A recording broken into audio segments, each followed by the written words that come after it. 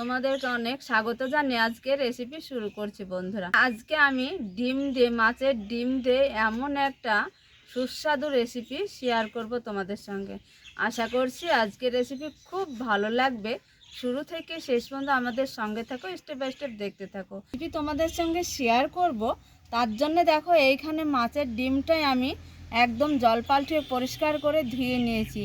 আর দেখো মাছের ডিম দিয়ে রান্না করার জন্য লাগবে আমাদের একটা বেগুনটাও কেটে নিয়েছি, একটা আলু কেটে নিয়েছি। আর দেখো বেশ কিছুটা পেঁয়াজ, কাঁচা রসুন আর কাঁচা মরিচ তো কেটে নিয়েছি। আর রান্নার সাথে যাবতীয় মশলা তো লাগেই বন্ধুরা, সে মশলা তো থাকবে। আশা করছি খুব ভালো লাগবে।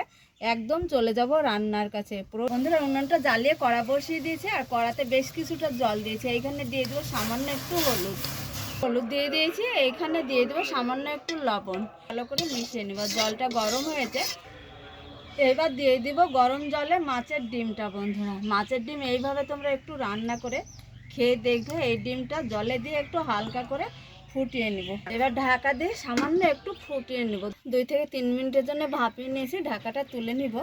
আর এইভাবে ডিমটা একটু ভাপিয়ে রান্না করলে টেস্টটাও থাকে না, খেতেও খুব ভালো লাগে বন্ধুরা। এইখানে দিয়ে দেবো সামান্য একটু গরম তেলে হলুদ, দিয়ে দিব বেগুনগুলো খুব সুন্দর করে একটু হালকা করে ভেজে নিতে হবে। কেননা লবণ দিলে বেগুনটা একদম তাড়াতাড়ি গলে যাবে, আর লবণ তো রান্নাতে পরে লাগবে। বেগুনটা তেল থেকে তুলে নিব বন্ধুরা। ওই তেলে যে একটা আলু কেটে রেখেছিলাম, আলুটাও বেগুনের মতো ভেজে নিব। আলুতে দিয়ে দিব লবণ একটু বন্ধুরা, আর সামান্য একটু হলুদ। আলুটা হলুদ আর লবণ দিয়ে এইভাবে বেশ কিছুটা সময় নিয়ে ভাজা একদম সুন্দর করে হয়েছে। এইবার এই গরম তেলে এই ডিমগুলো দিয়ে ভেজে নিব। সামান্য একটু হলুদ দিয়ে দিব, সুন্দর করে বেশ ভেজে নিব। মাছের ডিমটাকেও এইভাবে একদম চটপাটা করে ভেজে নিতে হবে। আর খুব সুন্দর করে ভেজে নিলে রান্নার পর খেতে কিন্তু খুব ভালো লাগবে। ডিমটাকেও তুলে নেব। দেখো ডিমগুলো ভেজে তুলে নিয়েছি। ওই কড়াই দিয়ে দিব সরিষার তেল, রান্নার রেগুলার তেলটা। একটু পেঁয়াজ কুচানো, মরিচ ঝাল বুঝে 5 থেকে 6 কোয়া রসুন, টমেটো দিয়ে দিব। সবজি বুঝে টমেটো দিতে হবে বন্ধুরা। তো হালকা করে পেঁয়াজের সঙ্গে দেখো ভাজা করে নিয়েছি। এইখানে একটু হলুদ জলে গুলে নিয়েছি, তার সাথে একটু লঙ্কা গুঁড়ো দিয়ে দিয়েছি, সামান্য একটু লবণ দিয়ে দেবো স্বাদ অনুযায়ী। দেখো আলুটা এইবার ভেজে রাখা বেগুন দিয়ে দিব বন্ধুরা।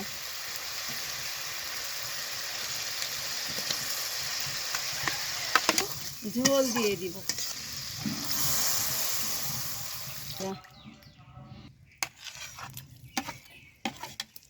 দেখো বন্ধুরা কতটা লোভনীয় রেসিপি। গরম গরম ভাতে দুপুরবেলায় খুব ভালো লাগে এইভাবে একটু হালকা তেল মশলায় রান্না করলে। বন্ধুরা আজকে এই যে দেখো কত একটা লোভনীয় আর দারুণ স্বাদের রেসিপি বন্ধুরা। দেখতে কতটা সুন্দর হয়েছে, স্বাদটাও জবর ছিল বন্ধুরা, খেতে দারুণ হয়েছে। দেখো এইভাবে একটু ডিম দিয়ে বেগুন দিয়ে রান্না করবে, খুব ভালো লাগবে বন্ধুরা।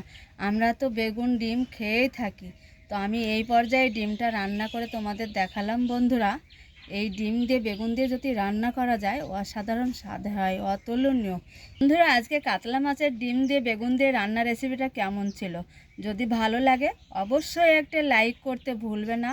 তোমরা একটু কমেন্ট করে জানাতে ভুলো না। রেসিপি শেষ করছি বন্ধুরা। যেখানেই থাকো ভালো থাকো, সুস্থ থাকো। তোমাদের